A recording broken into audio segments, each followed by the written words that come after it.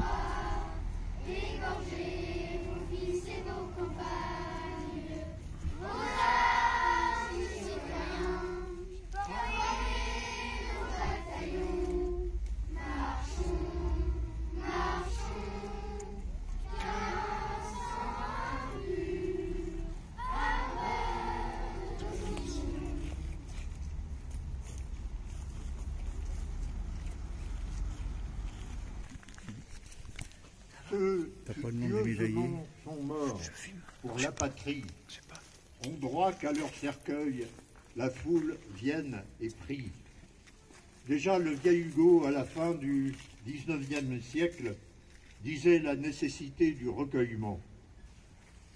Plus ardente est aujourd'hui, en ce 11 novembre 2018, la ferveur de l'hommage rendu aux combattants et aux victimes de la Première Guerre mondiale.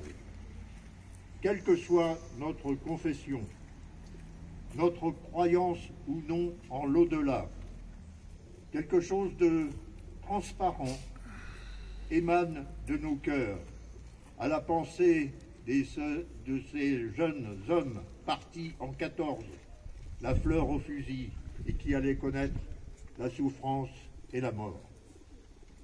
Le 11 novembre 1918 allait mettre fin au cauchemar des poilus, aux souffrances de toutes sortes subies par la population civile. Mais la guerre, au-delà de ce qu'il est convenu d'appeler la victoire, va laisser ses terribles traces. 1 400 000 de nos soldats sont morts au front. Des centaines de mille ont été blessés, mutilés. À l'échelle de la planète, 10 millions de morts, au-delà du Rhin et parmi les belligérants. Un pays, la France, dévasté par les scories de la guerre. Des familles à jamais détruites parce qu'un frère, un père, un mari sont restés sur les champs de bataille.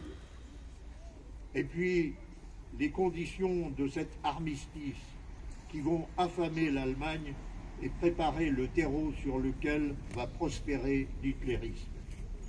Et puis la grande question, pourquoi une telle hécatombe? Pour le partage du monde, les dirigeants vont faire jouer à fond le nationalisme, alors que des négociations ouvertes et intelligentes pouvaient préserver la paix. Que retiendra-t-on de cette semaine commémorative? Peut-être pour quelque temps le grand rassemblement des chefs d'État d'aujourd'hui, ou l'hommage bien discutable rendu aux maréchaux. Espérons qu'au-dessus de tout cela, le transfert au Panthéon des cendres de Maurice Genevoix fera date, puisqu'il s'inscrit dans la durée. Bien sûr, on se dit que d'autres auraient pu être choisis.